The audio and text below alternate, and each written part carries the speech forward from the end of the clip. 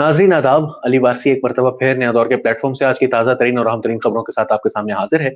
और आज एक इंतहाई अहम जो सबसे बड़ी खबर मैं समझता हूँ कि आज की है, वो यही है कि शहबाज़ शरीफ़ साहब जो हैं उन्होंने एक इंटरव्यू दिया है और इंटरव्यू में उन्होंने बहुत सी इम्पोर्टेंट बातें कही हैं। ये कामरान खान साहब को दुनिया न्यूज़ के ऊपर इंटरव्यू था, जो कि अब तक का मैं समझता हूँ कि सबसे अहम इंटरव्यू था।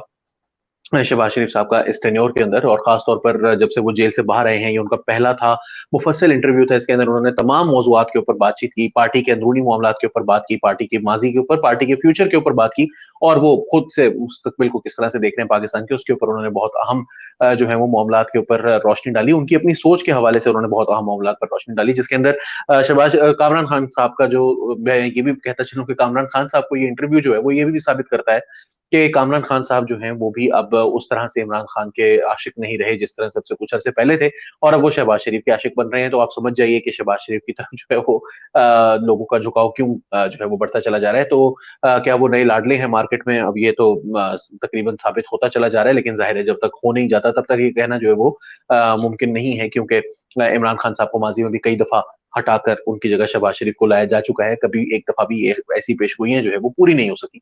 लेकिन जो इस वक़्त इम्पोर्टेंट बात है वो ये है कि शहबाज शरीफ साहब ने 2-3 मौज़ूआत जिन पर बात की, उनमें सबसे इम्पोर्टेंट बात उन्होंने मरियम नवाज़ के हवाले से जब उनसे पूछा गया कि क्या उनका मुस्तकबिल है, आप उनको किस तरह से देख रहे हैं? वो एक काफ़ी उन्होंने माइलेज लिया है पिछले 9 8-9 माह में पब्लिक के अंदर वो आकर उन्होंने बात की है, तो उसको आप किस तरह से देखते हैं? तो उन्होंने कहा कि मरियम नवाज़ जो है वो फ्यूचर उनकी साइड पर है, वक़्त उनकी साइड पर है।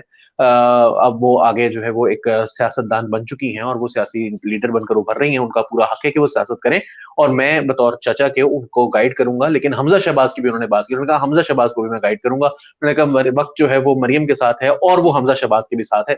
साथ-साथ उन्होंने जो है वो नवाज़ शरीफ साहब का ज़िक्र किया कि वो जो है वो मरियम को गाइड करेंगे, मैं भी उनको गाइड करूँगा। तो इससे पता ये चलता है कि शहबाज़ शरीफ साहब जो है वो मरियम के ऊपर मुकम्मल तौर पर जो है वो उन्होंने एतमाद का इज़हार या मुस्तकबिल का प्राइम मिनिस्टर या मुस्तकबिल का मुस्लिम लीग नून का सदर उनको नहीं कहा, बल्कि उन्होंने ख़ास तौर पर इस चीज़ को डिस्टिंक्शन मेक की है कि मैं मरियम नवाज़ जो है वो एक सियासतदान है, मैं उनको जो है वो गाइड करूँगा, मैं हमज़ा को भी गाइड करूँगा। Time is on Mariam side, time is on हमज़ा's साइड। तो ये उन्होंने इस तरह से कुछ बात की। दूसरी चीज़ जो उन्होंने चौधरी निसार के हवाले से कही, पहले उन्होंने उसको अवॉइड करने की कोशिश की, साइड स्टेप करने की कोशिश की। लेकिन जब उनसे पूछा क कामरान खान ने कि आप शायद बावजूद इनका इस सवाल का जवाब नहीं देना चाह रहे हैं, तो उन्होंने कहा देखें, चौधरी निसार साहब जो हैं वो मेरे दोस्त नहीं थे, वो नवाज़ शरीफ साहब के दोस्त थे। और नवाज़ शरीफ साहब जो हैं वो इस बात पर बड़ा हँसते होंगे, अगर मैं उनको ये वो इंटरव्यू देखेंगे तो वो हँसेंगे इस बात पर कि मैं जो है वो मैंने उनकी दोस्तियाँ इनहेरिट की हैं। चौधरी निसार जो हैं वो उनके दोस्त थे, मेरे दोस्त वो बाद में बने, बल्कि मेरे तो वो बहुत खिलाफ थे। बाद में उनके साथ मेरी बहुत अच्छी दोस्ती हो गई। उनकी उन्होंने ख्वाजा आसिफ की भी बात की, उन्होंने कहा वो भी नवाज़ शरीफ साहब के दोस्त थे और अब वो मेरे भी दोस्त हैं। लेकिन चौधरी निसार ने जो नवाज़ शरीफ साहब के साथ बहुत एक लंबा अरसा जो है उनकी दोस्ती रही, बहुत अच्छे दोस्त थे वो दोनों एक-दूसरे के, दहाइयों पर मुहित इनका अरसा था जिनमें वो दोस्त रहे, लेकिन अब जो है वो उनके साथ नहीं हैं और ये बहुत अफ़सोस की बात है मुझे कि इतना लंबा पुराना जो दोस्ती थी, वो इस तरह से ख़त्म हुई। बहरहाल उन्होंने मेरे वालिदा के इंतकाल पर मेरे से ताज़ियत की, तो मैंने उस बात का जवाब दिया। चलते हैं अपनी उसके साथ उन्होंने जो मरीम नवाज़ के हवाले से, चौधरी निसार के हवाले से उन्होंने बात की। इसके अलावा उनसे जब ये पूछा गया कि मुस्तकबिल का वो क्या फैसला कर रहे हैं? क्या वो देख रहे हैं इस तरफ के किस तरह से जो है वो, क्योंकि पीडीएम जो है वो अब नहीं रही, तो पीडीएम के आप खिलाफ थे क्या? तो उन्होंने कहा कि देखिए जब पीडीएम बनी मैं उसके बाद जेल में चला गया था और जेल से आने के बाद, जेल से रहते हुए मैंने अपने लीडर्स को मशवरे दिए, लेकिन जेल से आने के बाद मैंने दोबारा से पीडीएम की जगह जो है वो स्टार्ट करने की कोशिश की है पार्लियामेंट को, क्योंकि वो प्लेटफ़ॉर्म जो है वो नाकाम हुआ है, वो नहीं चल सका। तो मैंने पार्लियामेंट के प्लेटफ़ॉर्म से ऑपोज़िशन को इकट्ठा करने की कोशिश कर रहा हूँ मैं और वो इकट्ठे होकर हम चलेंगे, क्योंकि हमें इस हुकूमत के खिलाफ जो है वो फैसले करने ज़रूरी हैं और इसके लिए पार्लियामेंट का प्लेटफ़ॉर्म हमारे लिए बहुत अहम है। उन्होंने ये भी कहा कि वो मुस्तकबिल में तमाम सियासी जमातों को जो है वो साथ लेकर चलना चाहते हैं, कंसल्टेटिव प्रोसेस को स्टार्ट रखना चाहते हैं और साथ-साथ जो है वो बजट के ऊपर उन्होंने कहा कि वो हुकूमत को एक्सपोज़ करेंगे।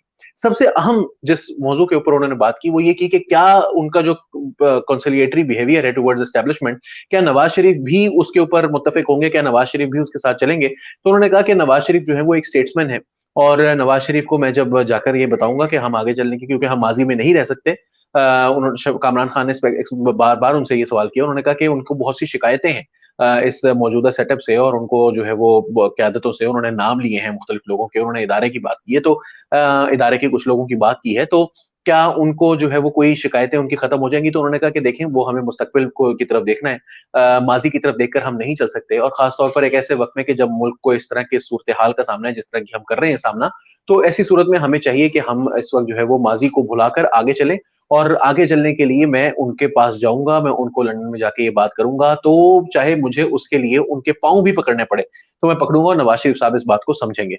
क्या नवाज़ शरीफ साहब इस बात को समझेंगे या नहीं समझेंगे, ये तो अभी ज़ाहिर है कि कहना कबल वक़्त है। शहबाज़ शरीफ साहब पहले भी जा चुके हैं, उनसे इस तरह की बातें मनवा चुके हैं और उसका कोई खातिर-ख्वाह रिज़ल्ट नहीं आया था, तो नवाज़ शरीफ साहब को ये भी यकीनन याद होगा कि उनकी जो माज़ी में उनके जो शहबाज़ शरीफ साहब के जो डील्स थी, वो ज़्यादा कोई उनका फ़ायदा नहीं हुआ है, तो क्या इस दफ़ा उसका फ़ायदा होगा?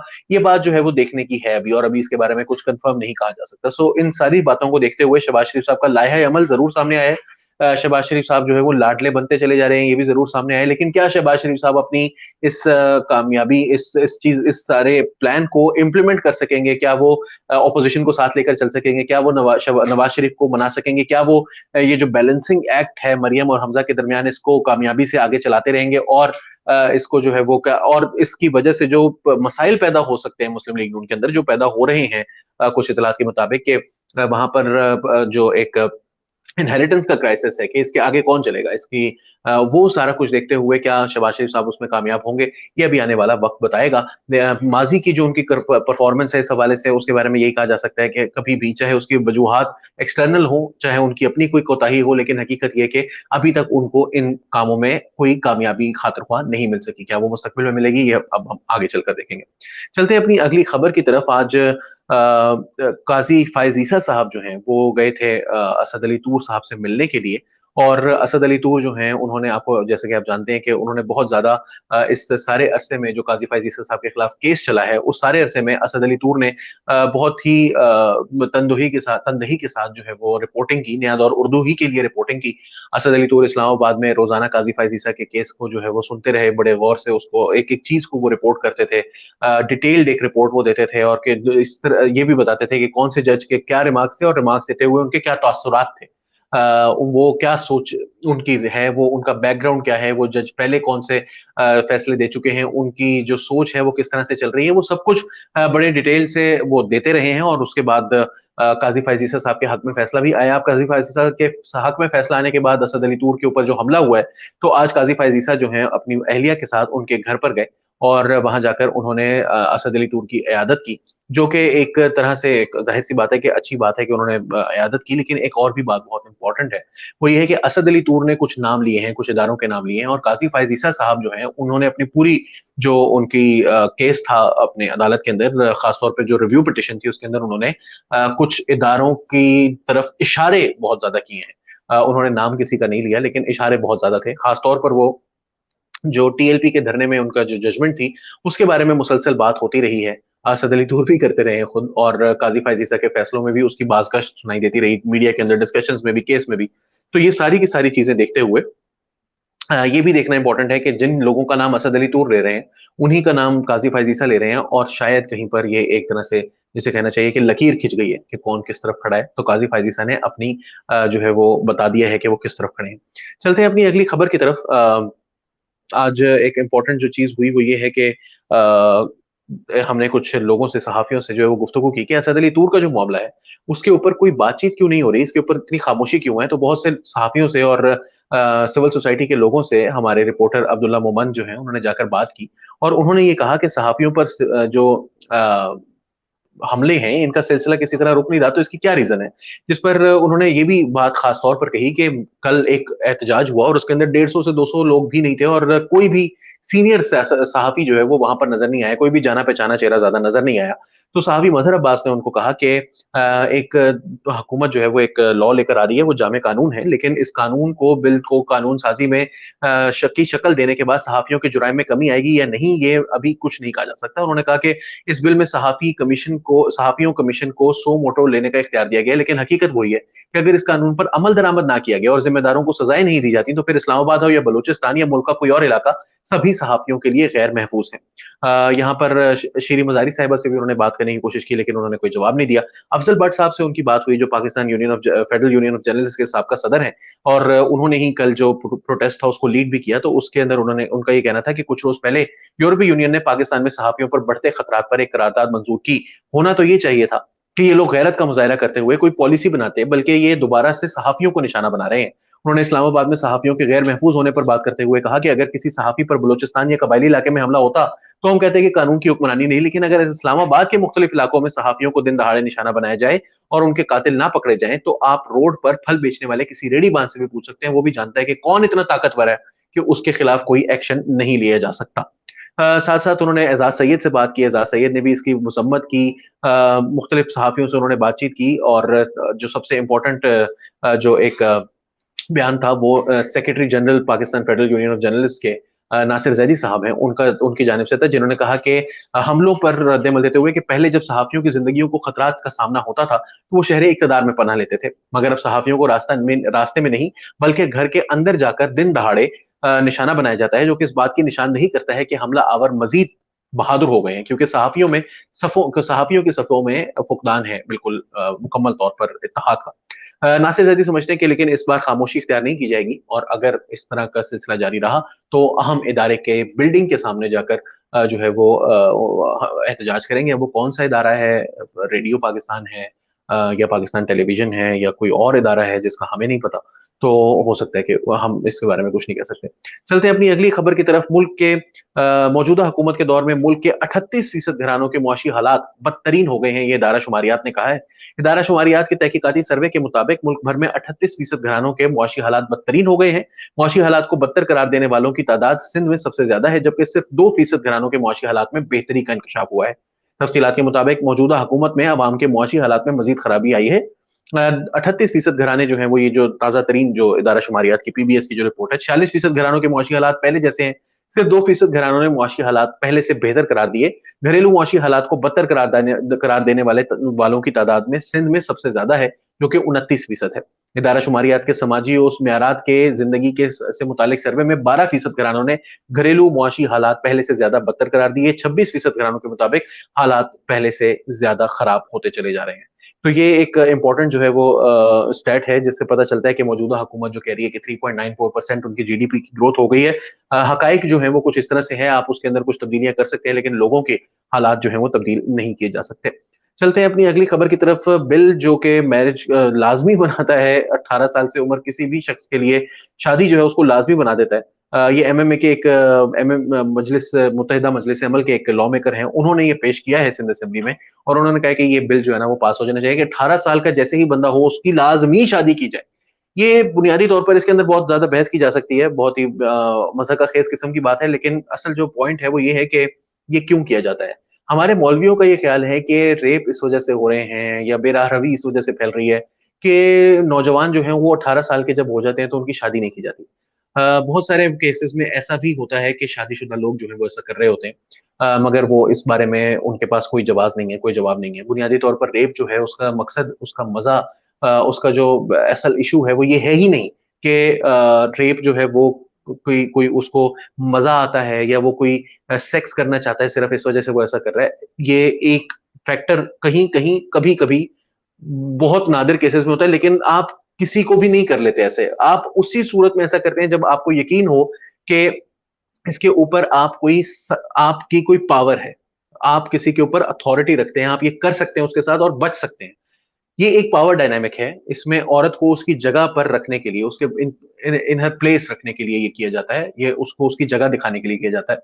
और इसके अंदर बहुत सारे दीगर अवामिल जो हैं वो अमल फरमा होते हैं, लेकिन सिर्फ़ इसको इस चीज़ तक महदूद कर देना कि ये सिर्फ़ इस वज़ह से हो रहा है कि ये 18 साल से कम जो 18 साल की उम्र को पहुँचने के बाद लोग जो हैं वो नहीं, अच्छा खासी उम्र के लोग जो हैं वो मौलवी हज़रात मदरसों के अंदर कर रहे हैं, टीचर्स यूनिवर्सिटीज़ के अंदर कर रहे हैं, स्कूलों के अंदर ये सब कुछ हो रहा है।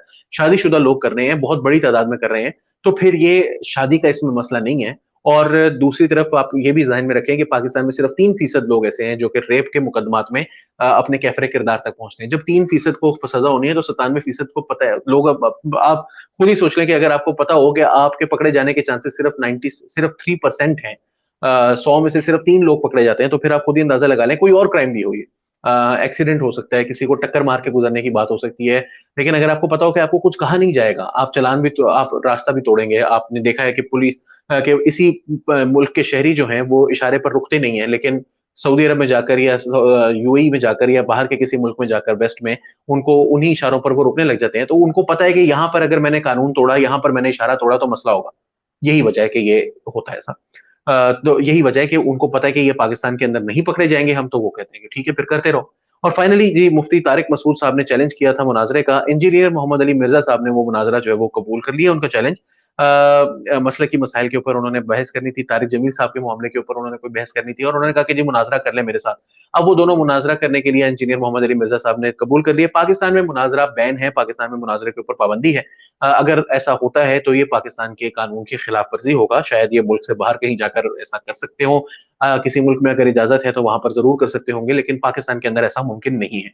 क्या ये मुनाज़रा होगा? देखिए अभी कुछ दिनों पहले गिलगित-बल्तिस्तान से खबर आई थी कि एक शिया और एक सुन्नी मौलवी जो है, उन दोनों ने एक-दूसरे को चैलेंज किया कि हम दोनों आग में कूदेंगे और जिसका जो सच्चा निकल आया तो उसका जो है वो आग में जाकर ज़िंदा रहेगा, उसको आग नहीं लगेगी, दूसरा वाला जो है उसको आग लग जाएगी।